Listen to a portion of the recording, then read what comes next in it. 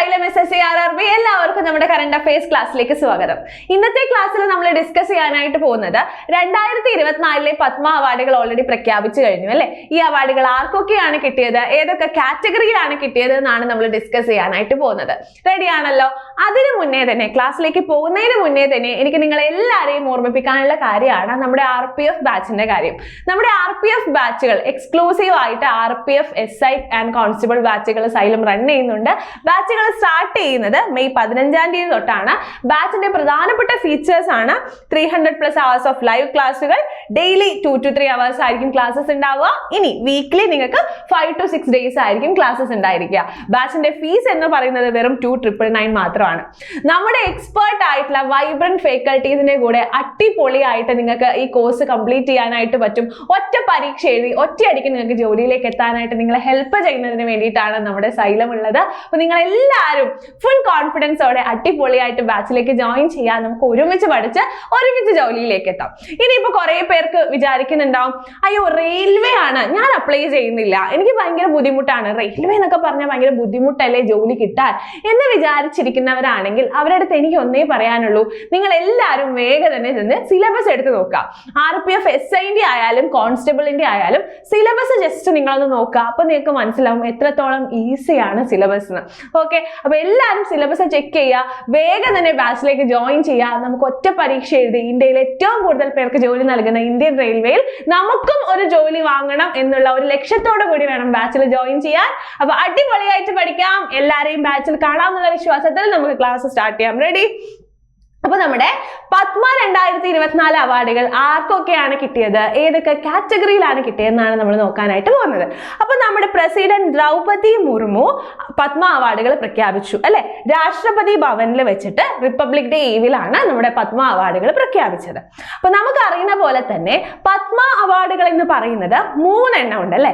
പത്മശ്രീ ഉണ്ട്, പത്മഭൂഷൺ ഉണ്ട്, പത്മവിഭൂഷൺ ഉണ്ട്. ഇതാ പത്മവിഭൂഷൺ, പത്മഭൂഷൺ ആൻഡ് പത്മശ്രീ. അപ്പൊ ടോട്ടൽ 132 പത്മ അവാർഡുകളാണ് പ്രഖ്യാപിച്ചത്. ഇതില് 5 പത്മവിഭൂഷണും 17 പത്മഭൂഷണും 110 പത്മശ്രീ അവാർഡുകളുമാണ് പ്രഖ്യാപിച്ചത്. റെഡി ആണല്ലോ? ഇതിൽ നമ്മൾ ഇന്നത്തെ വീഡിയോയിൽ പത്മവിഭൂഷണും പത്മഭൂഷണുമാണ് ഡിസ്കസ് ചെയ്യുക. 110 പേർക്ക് പത്മശ്രീ കിട്ടിയിട്ടുണ്ട്. അത് അത്രയും ഇമ്പോർട്ടന്റ് അല്ല, അതുകൊണ്ട് നമ്മൾ അത് ഡിസ്കസ് ചെയ്യുന്നില്ല. റെഡി? ഈ അവാർഡുകൾ കിട്ടിയതിൽ 30 പേര് എന്താണ്, 30 പേര് സ്ത്രീകളാണ്, 8 പേര് ഫോറിനേഴ്സ്, NRI അങ്ങനത്തെ കാറ്റഗറിയിൽ വരുന്ന ആൾക്കാരാണ്, 9 പേർക്ക് പോസ്റ്റുമസ് ആണ്, അതായത് മരണാനന്തര ബഹുമതിയാണ് കിട്ടിയിട്ടുള്ളത്. ഇതില് നമുക്ക് ആദ്യം എന്ത് ചെയ്യാം, പത്മ അവാർഡുകളെ കുറിച്ച് കുറച്ചൊന്ന് കാര്യങ്ങൾ നോക്കാം. അപ്പൊ നമ്മൾ പറഞ്ഞ പോലെ തന്നെ എല്ലാ വർഷവും റിപ്പബ്ലിക് ഡേയുടെ ഈവിലാണ് എപ്പോഴും പത്മ അവാർഡുകൾ പ്രഖ്യാപിക്കാറ്. ഈ അവാർഡുകൾ സ്റ്റാർട്ട് ചെയ്തത് 1954ലാണ്. 1954ലാണ് നമുക്കറിയാം ഇന്ത്യയിലെ തന്നെ ഹയസ്റ്റ് സിവിലിയൻ അവാർഡ് ആയിട്ടുള്ള ഭാരതരത്നയും നമ്മുടെ പത്മവിഭൂഷണും 1954ലാണ് സ്റ്റാർട്ട് ചെയ്തത്. പിന്നീട് എന്ത് ചെയ്തു, ഇതിനെ പെഹലാ വർഗ്, ദൂസരാ വർഗ്, തീസരാ വർഗ് അങ്ങനെ 3 കാറ്റഗറി ആക്കി. പിന്നീട് എന്ത് ചെയ്തു, 1955ലാണ് നമ്മൾ ഇന്ന് കാണുന്ന പത്മശ്രീ, പത്മഭൂഷൺ, പത്മവിഭൂഷൺ അങ്ങനെ പേരിലുള്ള ആ പേരിലുള്ള 3 കാറ്റഗറിയിലോട്ട് മാറിയത് 1955ലാണ്. ഓക്കെ, പക്ഷേ നമ്മൾ എല്ലാ വർഷവും ഇത് കൊടുത്തു വന്നിട്ടുണ്ടായിരുന്നു. പത്മ അവാർഡുകൾ കൊടുക്കുന്നതിൽ ഒരു ഇന്ററപ്ഷൻ വന്നിട്ടുണ്ടായിരുന്നു. അത് ഏതൊക്കെ ഇയറിലാണ്? 1978ലും 1979ലും പിന്നീട് 1993 to 1997ലും പത്മ അവാർഡുകൾ ഡിസ്ട്രിബ്യൂട്ട് ചെയ്യുന്നതിൽ അല്ലെങ്കിൽ പത്മ അവാർഡ് കൊടുക്കുന്നതിൽ ഒരു ഇന്ററപ്ഷൻസ് വന്നിട്ടുണ്ടായിരുന്നു. റെഡി ആണല്ലോ?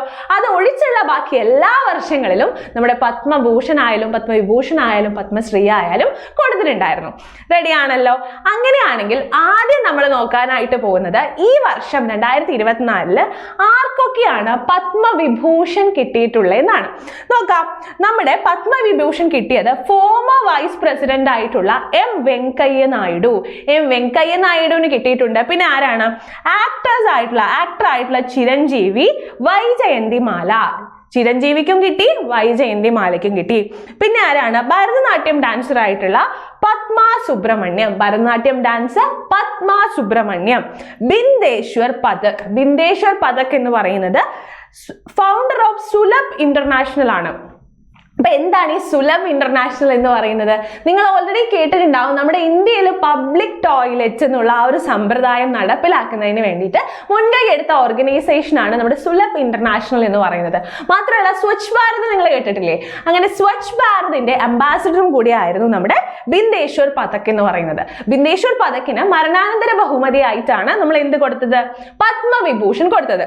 അപ്പൊ ആലോചിക്കുക, ആരൊക്കെയാണ് പത്മവിഭൂഷൺ കിട്ടിയത്? 5 പേർക്കാണ്. ആ 5 പേരുടെ പേരും നിങ്ങൾ ആലോചിക്കുക.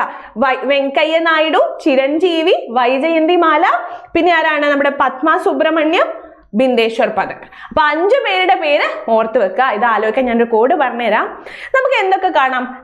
സിമ്പിൾ ആയിട്ട് നിങ്ങൾക്ക് ഒരു 2 വികൾ കിട്ടുന്ന ആലോചിക്കാം അല്ലെ? വെങ്കയ്യ നായിഡു ഉണ്ട്, വൈജയന്തിമാലയും ഉണ്ട്. ഓക്കെ, വെങ്കയ്യ നായിഡു, വൈജയന്തിമാല, പിന്നെ ഒരു ജീവിക്ക് ഉണ്ടെന്ന് ആലോചിക്കുക. ഏത് ജീവിയാണ്? ചിരഞ്ജീവി.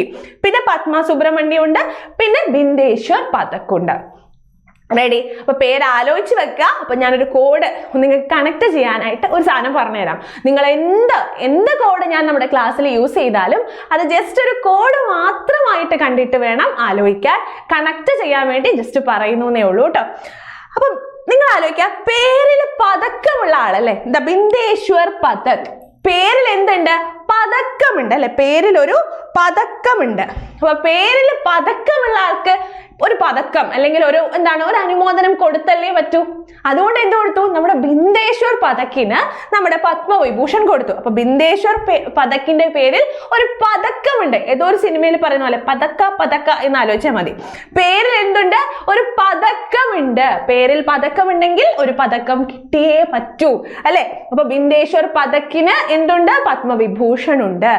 നെക്സ്റ്റ് നോക്കിക്കേ, ഇവിടെ പത്മ സുബ്രഹ്മണ്യത്തിന്റെ പേരിൽ ആരുണ്ട്? ഒരു സുബ്രഹ്മണ്യനുണ്ട് അല്ലെ?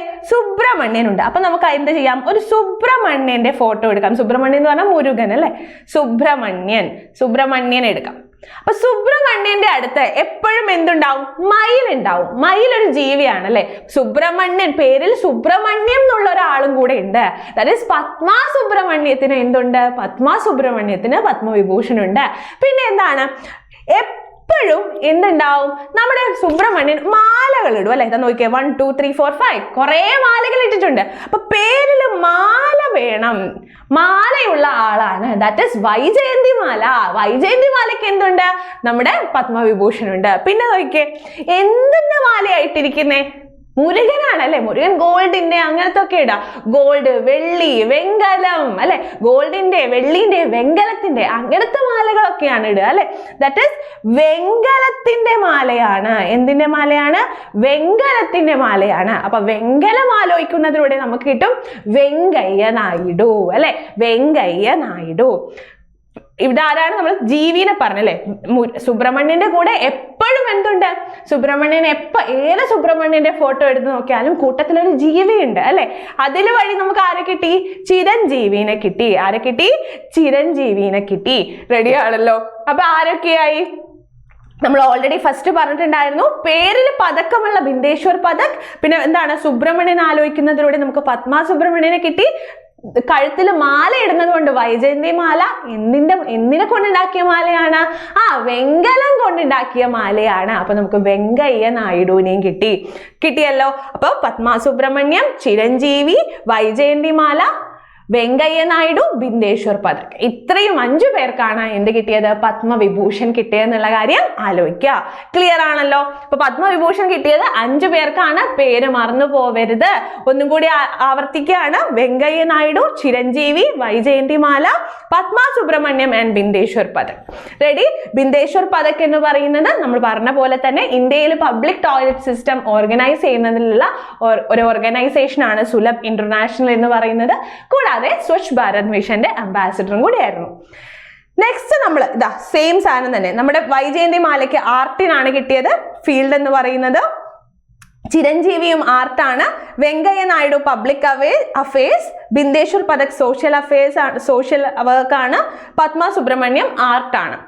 Again, next നമ്മൾ നോക്കാനായിട്ട് പോകുന്നത് പത്മഭൂഷൺ ആണ്. പത്മഭൂഷണിലെ late actor Vijayakanth, M Fathima Beevi. നിങ്ങൾ ആലോചിക്കുക, നിങ്ങളുടെ അടുത്ത് മോസ്റ്റ് പ്രോബബ്ലി എക്സാമിന് ചോദിക്കുക ആർക്കാണ് പത്മവിഭൂഷൺ കിട്ടിയത്, അങ്ങനെയല്ല ചോദിക്കുക. എന്താണ് ചോദിക്കുക? അവരുമായിട്ട് കണക്റ്റഡ് ആയിട്ടുള്ള ഫാക്ട്സ് ആണ് നിങ്ങളുടെ അടുത്ത് ചോദിക്കുക. അപ്പൊ അതിൽ ഫോക്കസ് ചെയ്ത് പഠിക്കുക കേട്ടോ. ഇപ്പൊ 17 പേര് ഇപ്പൊ പത്മഭൂഷൺ കിട്ടിയത് ആർക്കൊക്കെ, അങ്ങനെ ഒരിക്കലും ചോദിക്കാനുള്ള ചാൻസ് വളരെ കുറവാണ്. അപ്പൊ എന്ത് ചെയ്യാം, ഇവരുമായിട്ടുള്ള കണക്റ്റഡ് ഫാക്ട്സ് ആണ് നിങ്ങൾ ഇമ്പോർട്ടന്റ് ആയിട്ട് ഓർത്ത് വെക്കേണ്ടത്. അപ്പൊ പേര് ഓർത്തില്ലെങ്കിലും അറ്റ്ലീസ്റ്റ് ഈ കുറച്ച് ഞാൻ പറയുന്ന ആൾക്കാരുടെ, ഞാൻ ഫോക്കസ് ചെയ്ത് പറയുന്ന കുറച്ച് ആൾക്കാരുടെ ഫാക്ട്സ് നിങ്ങൾ ഓർമ്മിച്ച് വെക്കാം. റെഡി ആണല്ലോ? അപ്പൊ late actor Vijayakanth and M Fathima Beevi. M Fathima ബീവിയുടെ പ്രത്യേകത എന്താണ്? നമ്മുടെ first female judge of Supreme Court of India ആണ്. ഓൾറെഡി നിങ്ങൾക്ക് അറിയുന്നുണ്ടാവും അല്ലെ, ഫാത്തിമ ബീവിനെ കുറിച്ച് എല്ലാവർക്കും അറിയുന്നതാണ്. First female judge of Supreme Court of India ആണ്. നെക്സ്റ്റ് ആരാണ്? സത്യഭർത്ത മുഖർജി. സത്യഭർത്ത മുഖർജി ചോദിക്കാൻ ചാൻസ് കുറവാണ്. ഈ രാഷ്ട്രീയപരമായിട്ടുള്ള കാര്യങ്ങൾ എക്സാമിന് ചോദിക്കാനുള്ള ചാൻസ് കുറവാണ്. അപ്പൊ സത്യഭർത്ത മുഖർജിയാണ് നെക്സ്റ്റ് പത്മഭൂഷൺ കിട്ടിയത്. എന്താണ്? President of BJP in west Bengal. West ബംഗാളിലെ BJP പ്രസിഡന്റ് ആണ്. മിനിസ്റ്റർ ഓഫ് സ്റ്റേറ്റും കൂടിയായിരുന്നു. കെമിക്കൽ ആൻഡ് ഫെർട്ടിലൈസറിന്റെ മിനിസ്റ്റർ ഓഫ് സ്റ്റേറ്റും കൂടിയായിരുന്നു നമ്മുടെ സത്യഭർത്ത മുഖർജി എന്ന് പറയുന്നത്. ചോദിക്കാൻ ചാൻസ് കുറവാണ്. നെക്സ്റ്റ് എന്താണ്? ടോങ്ഡാൻ റിംപോച്ചെ. നിങ്ങൾ കേട്ടിട്ടുണ്ടാവും അല്ലെ, നമ്മുടെ യോധ സിനിമയിൽ നമ്മുടെ അക്കുസുട്ടു എന്ന് വിളിക്കുന്ന മുട്ടത്തലയൻ ചിക്കൻ ഉണ്ടല്ലോ, അവന്റെ പേരെന്തായിരുന്നു? റിംപോച്ചെ ആയിരുന്നു അല്ലെ. റിംപോച്ചെ എന്ന് പറയുന്നത് സ്പിരിച്വൽ ലീഡർ ആണ്. മറ്റേ ഓർമ്മയില്ലേ, ആ ബുദ്ധിസ്റ്റ് ലാമ പോലെയുള്ള ഡ്രസ്സൊക്കെ ഇട്ടിട്ട് വരുന്ന, ലാമ ഡ്രസ്സൊക്കെ ഇട്ട് വരുന്ന ഒരു കുട്ടി ഉണ്ടായിരുന്നു അല്ലെ, അവന്റെ പേരെന്തായിരുന്നു? റിംപോച്ചെ ആയിരുന്നു. അപ്പൊ റിംപോച്ചെ എന്ന് പറയുന്നത് നമ്മുടെ ലഡാക്കിലുള്ള സ്പിരിച്വൽ ലീഡർ ആണ്. അവർക്കും എന്ത് കിട്ടിയിട്ടുണ്ട്? പത്മഭൂഷൺ കിട്ടിയിട്ടുണ്ട്. നെക്സ്റ്റ് ആണ് യങ് ലിയു എന്താണ്? ചെയർമാൻ ഓഫ് തായ്വാൻസ് ഫോക്സ്കോൺ ഗ്രൂപ്പ് എന്ന് പറയുന്നത് ഒരു ഇലക്ട്രോണിക്സ് മാനുഫാക്ചറിങ് കമ്പനിയാണ്. ഈ കമ്പനിക്ക് ഇന്ത്യയിൽ എന്തുണ്ട്? ഇന്ത്യയിൽ വളരെ വലിയൊരു ഇൻവെസ്റ്റ്മെന്റ് ആണ് അവർ ചെയ്യാനായിട്ട് പോകുന്നത്. നമ്മുടെ ഭാരതത്തിൽ വളരെ വലിയൊരു ഇൻവെസ്റ്റ്മെന്റ് ആണ് അവർ നടത്തിയിട്ടുള്ളത്. അപ്പൊ ഈ ഫോക്സ്കോൺ ഗ്രൂപ്പിന്റെ ചെയർമാൻ ആയിട്ടുള്ള യങ് ലിയുവിന് എന്ത് കിട്ടിയിട്ടുണ്ട്? പത്മഭൂഷൺ കിട്ടിയിട്ടുണ്ട്. അപ്പോ എങ്ങനെ ആലോചിക്കുക, ലിയു എന്നിൽ നിന്നും നമുക്ക് ലയൺ എടുക്കാം അല്ലെ, ലിയുവിൽ നിന്നും ലയൺ എടുക്കാം. അപ്പൊ ലയണും ഫോക്സും എന്താണ്? ലയണും ഫോക്സും മൃഗങ്ങളാണ്. അപ്പൊ മൃഗങ്ങളുടെ ഒരു കൂട്ടം, ഒരു സൂ ആണ് നിങ്ങളുടെ മനസ്സിൽ വരേണ്ടത്. കുറെ ലയണും കുറെ ഫോക്സുകളുമുള്ള ഒരു സൂ നിങ്ങളുടെ മനസ്സിൽ വന്നാൽ നിങ്ങൾക്ക് എന്ത് കിട്ടി? യങ് ലിയു ഫോക്സ്കോൺ എന്ന്. നിങ്ങൾക്ക് ഫോക്സ്കോണിന്റെ ചെയർമാൻ ആരെന്നാണ് നിങ്ങളടുത്ത് ചോദിക്കുക. അപ്പൊ നിങ്ങൾക്ക് എന്ത് കിട്ടി? യങ് ലിയു, പേരിൽ ലയൺ ഉണ്ട്, ഫോക്സ്കോണിൽ ഫോക്സും ഉണ്ട്, ഒരു കുട്ടി സൂ ആണ് നമ്മുടെ മനസ്സിൽ വരേണ്ടത്. ഓക്കെ, ഫോക്സ്കോൺ ഉണ്ട്, യങ് ലിയു ഉണ്ട്, ലിയുവിൽ ലയൺ ഉണ്ട്. റെഡി? അപ്പൊ ഇവിടെ നിങ്ങൾ ആലോചിക്കേണ്ടത് വിജയകാന്തിന് കിട്ടിയിട്ടുണ്ട്, എം ഫാത്തിമ ബീവിക്ക് കിട്ടിയിട്ടുണ്ട്. എം ഫാത്തിമ ബീവി എന്ന് പറയുന്നത് first female judge of Supreme Court of India ആണ്. പിന്നെ നമ്മുടെ ടോങ്ഡാൻ റിംപോച്ചെ ആലോചിക്കുക, സ്പിരിച്വൽ ലീഡർ ആണ് ലഡാക്കിലെ. യങ് ലിയുവിനെ ആലോചിക്കുക. യങ് ലിയു എന്ന് പറയുന്നത് ഫോക്സ്കോൺ ഗ്രൂപ്പിന്റെ ചെയർമാൻ ആണ്. അപ്പൊ യങ് ലിയോയില് ലയൺ ഉണ്ട്, ഫോക്സ്കോണിൽ ഫോക്സ് ഉണ്ട്. റെഡി? നെക്സ്റ്റ് എന്താണ്? നെക്സ്റ്റ് ആരാണ് വരുന്നത്? നമ്മുടെ മിഥുൻ ചക്രവർത്തി എല്ലാവർക്കും അറിയുന്നുണ്ടാവും, ആക്ടർ ആണ്. നെക്സ്റ്റ് നമ്മുടെ ഉഷാവുദുപ്പിനെ നമ്മുടെ ഒരു 90s കിഡ്സിനൊക്കെ നല്ല ഓർമ്മയുണ്ടാവും അല്ലെ. നമ്മളൊക്കെ വളരെ ചെറുപ്പത്തിൽ കണ്ടു വരുന്ന ആദ്യത്തെ ഒരു റിയാലിറ്റി ഷോ ആണ് എന്ത്? Idea star singer. വളരെ ഫാഷനബിൾ ആയിട്ട് ഡ്രസ്സൊക്കെ ചെയ്ത് വലിയ പൊട്ടൊക്കെ വെച്ച് വരുന്ന നമ്മുടെ ഉഷാവുദുപ്പിനെ നമുക്ക് മറക്കാൻ പറ്റില്ല അല്ലെ. പണ്ടത്തെ പാട്ടൊക്കെ ഉണ്ട്, മറ്റേ എന്റെ കേരളം, അങ്ങനത്തെ ഭയങ്കര സ്റ്റൈലിഷ് ആയിട്ട് പാട്ടൊക്കെ പാടുന്ന ആരാണ്? നമ്മുടെ ഉഷാവുദുപ്പാണ്. അപ്പൊ ഉഷാവുദുപ്പിനെ മറക്കാൻ നമുക്ക് പറ്റില്ല അല്ലെ. അപ്പൊ ഉഷാവുദുപ്പുണ്ട്, മിഥുൻ ചക്രവർത്തി ഉണ്ട്. നെക്സ്റ്റ് ആരാണ്? Music director Pyarilal Sharma. പിന്നീട് ഒ രാജഗോപാൽ ചോദിക്കില്ല നമ്മളടുത്ത്, പക്ഷെ നിങ്ങൾ ആലോചിക്കുക, ഒ രാജഗോപാലിന് കിട്ടിയിട്ടുണ്ട്. Next, this one is important, cardiologist from Gujarat. ആരാണ്? നമ്മുടെ തേജസ് മധുസൂദൻ പട്ടേൽ. ഓക്കെ, അപ്പൊ നിങ്ങളൊന്ന് ആലോചിച്ച് നോക്കിയേ, നമുക്ക് ഭയങ്കര നെഞ്ചുവേദനയാണ്. അപ്പൊ നമ്മുടെ ഹൃദയത്തിനൊന്നും വയ്യ. അപ്പൊ നമ്മൾ എന്താ പറയാ? ഓ പറ്റുന്നില്ല എന്നല്ലേ പറയാ. ഓ പറ്റുന്നില്ല, എനിക്ക് വയ്യ എന്നാണ് പറയാ അല്ലെ. അപ്പൊ ഈ പട്ടേലിൽ പറയുന്നു പറ്റിയില്ല, പറ്റുന്നില്ല എന്ന് നമ്മൾ എടുത്താൽ കാർഡിയോളജിസ്റ്റ് ഫ്രം ഗുജറാത്ത് നമ്മുടെ തേജസ് മധുസൂദൻ പട്ടേലിൽ നമുക്ക് എന്തെടുക്കാം? പറ്റിയില്ല എന്നെടുക്കാം. എനിക്ക് പറ്റുന്നില്ല അല്ലെ, പറ്റിയില്ല പട്ടേൽ എന്നെടുത്താൽ കാർഡിയോളജിസ്റ്റ് ആണ്, ഒരു ഡോക്ടർ ആണ്. ഓക്കെ, നമ്മുടെ കാർഡിയോളജിസ്റ്റ് ഫ്രം ഗുജറാത്ത് തേജസ് മധുസൂദൻ പട്ടേലിന് എന്ത് കിട്ടിയിട്ടുണ്ട്? പത്മഭൂഷൺ കിട്ടിയിട്ടുണ്ട്. Next Ram Naik, BJP leader from former BJP leader ആണ്, ഉത്തർപ്രദേശിലെ ഫോമർ ഗവർണറും കൂടിയാണ്. റെഡി? അത് ചോദിക്കാൻ ചാൻസ് ഇല്ല. നെക്സ്റ്റ് നിങ്ങൾ ഇതിൽ നിന്ന് ആലോചിക്കേണ്ടത് മിഥുൻ ചക്രവർത്തി, ഉഷാ ഉദുപ്പ്, ഏറ്റവും ഇമ്പോർട്ടന്റ് ആയിട്ട് ആലോചിക്കേണ്ടത് തേജസ് മധുസൂദൻ പട്ടേൽ, പിന്നെ നമ്മുടെ പ്യാരിലാൽ ശർമ്മ. ഇത്രയും പേരുകൾ ഏറ്റവും ഇമ്പോർട്ടന്റ് ആയിട്ട് ആലോചിക്കാം. പേരുകളും അവർക്ക് എന്തിനാണ് കിട്ടിയതെന്നും കൂടി ആലോചിക്കാം കേട്ടോ. നെക്സ്റ്റ് ആരൊക്കെയാണ് പത്മഭൂഷൺ കിട്ടിയത്? ഹോം സുജി എൻ കാമ. ഹോം സുജി എൻ കാമ സീനിയർ പബ്ലിഷർ ആണ്.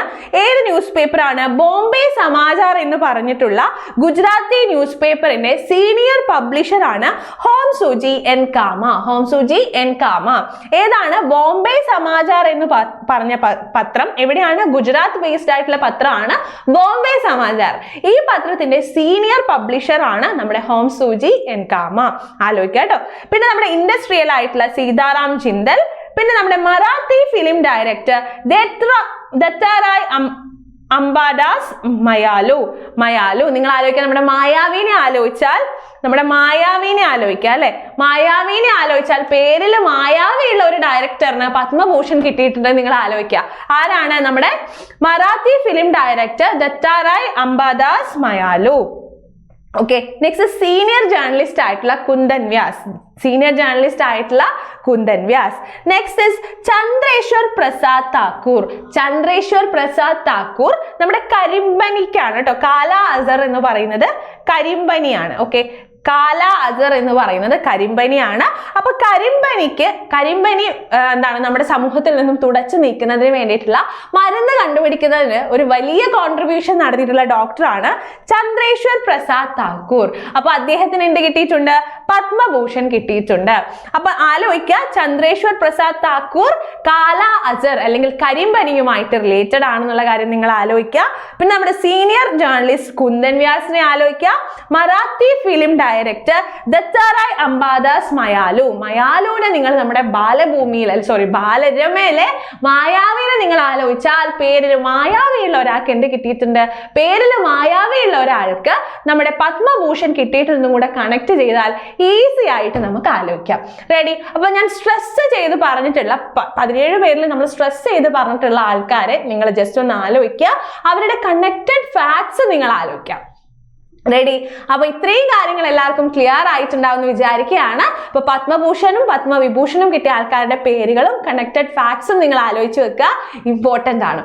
റെഡി? അപ്പൊ എല്ലാവരും എന്ത് ചെയ്യുക? വീഡിയോ ഇഷ്ടമായെങ്കിൽ ലൈക്ക് ചെയ്യുക, ഷെയർ ചെയ്യുക, കമന്റ് ചെയ്യുക, നിങ്ങളുടെ ഫ്രണ്ട്സിന്റെ അടുത്തൊക്കെ ചാനൽ സബ്സ്ക്രൈബ് ചെയ്യാനായിട്ട് പറയുക. അങ്ങനെയാണെങ്കിൽ നമുക്ക് നമ്മുടെ നെക്സ്റ്റ് ക്ലാസ്സിൽ കാണാം. Thank you.